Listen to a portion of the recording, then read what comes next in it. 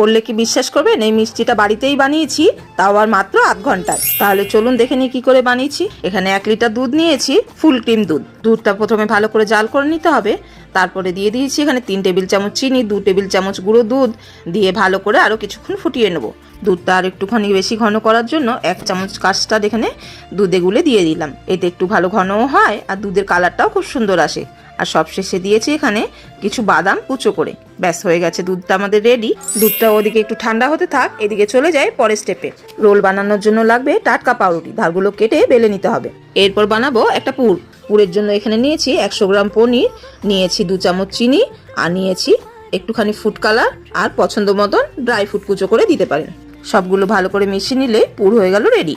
এরপরে পাউরুটিগুলোর মধ্যে দিয়ে এইরকম ভাবে হাত দিয়ে চেপে চেপে রোলগুলো বানিয়ে নিতে হবে। ঠিক এইভাবে সবগুলো রোল বানানো হয়ে গেছে।